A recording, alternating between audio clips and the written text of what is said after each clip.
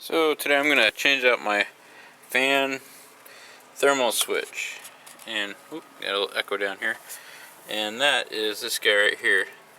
And so I'm going to start with draining some coolant. Let's see if I can see where that plug is for you guys. Whoops, just kick my drain pan. Getting close. Oh well, let's see if I can see it from down here.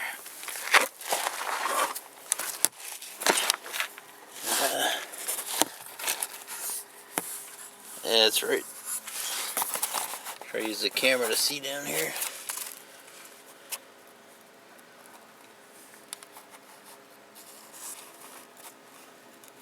Seeing where that's showing up there. Oh, there's bottom.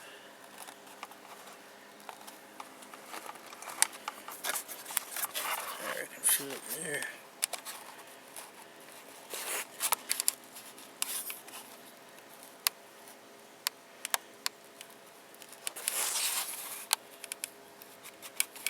Radiator hose. Oh, there it is. So, just gonna loosen that screw right there, and then it'll go down to my drip pan. So it's that plastic wing nut looking deal. And so that's first step. So just gonna drop the fluid into my pan, and then that'll let me take out the coolant sensor without spilling so much radiator fluid. Anyway, so that's my first step. Next thing I did is pull the plug off of it, and then I put a towel underneath, kind of like where the thermostat is there, and it's the idea of catching any stray coolant that comes out. So I'm just going to get a 24mm socket and put that on there and pull that out. Okay, I got the old one out. There's the hole down there, and I must have did a good job draining the radiator fluid because nothing dripped out. And then here's my new one. Well, it's my new one out of the junkyard. So you want to go down to Honda and pick up that little gasket right there. That'll keep it from leaking. And so all you do is just put it in there. Doing this left-handed, it's a little tricky. There it goes. And for right now, I'm just going to snug it, but I'm going to torque it down. Most of the time, when you have a leaking problem, it's because somebody over-tightened it and the gaskets aren't getting a good seal on there. So all I'm going to do now is look up the torque spec on that and tighten it down. Again, that's a 24mm. Alright, gonna torque this down now. Hopefully my head's not in the middle of the camera there.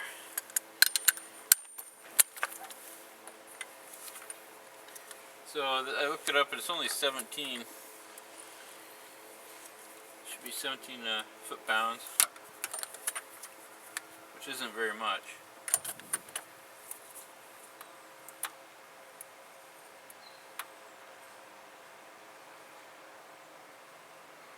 That's about 17 right there. So it doesn't take very much torque at all. And again, that's a lot of reason why people put stuff down and they think they got to put Loctite or not Teflon tape on everything because they're over torquing, and your gasket's not going to get a good seal if you put it too tight. So next, all I got to do is put the coolant in it, and then I already tested that switch out before I put it in. There's a video on how to test those switches out. So now I just got to wrap this up. Yeah, I figured I'd show you how to refill this here. I got this no spill kit. These are really handy. They're a little expensive, but they're worth it. So there's different size adapters here. You get one that fits in there snug, and then you just put this little clip deal over the top there, and then put that there. It comes with a little plunger deal, and you can just take your fluid. And oh, I put the plug back in at the bottom, the radiator there.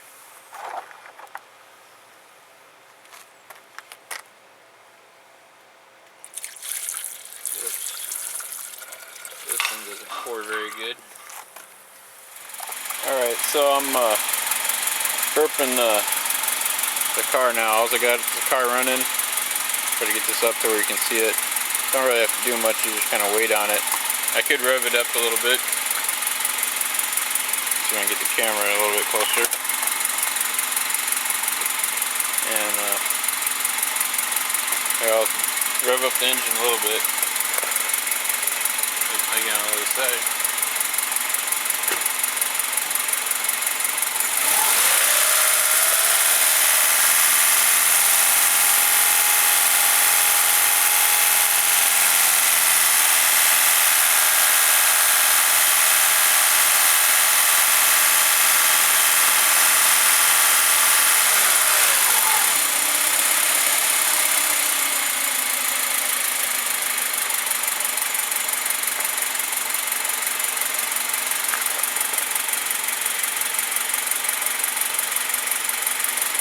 So your top radiator hose is going to be hot because the engine fluid's coming to there.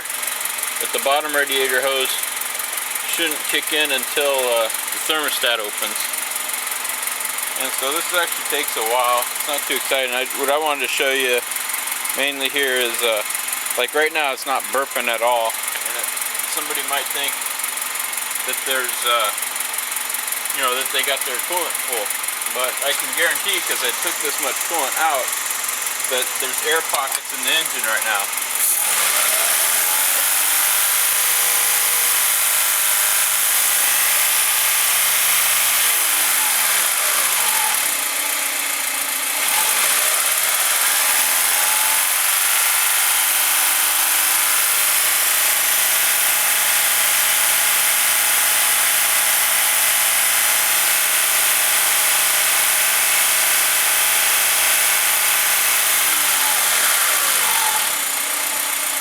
So there you should have seen a couple bubbles come up. And again, this process takes a while. I'm going to run it until the fans kick on. I'm not going to sit there and make you watch me, but like I said, I know that much coolant came out of there.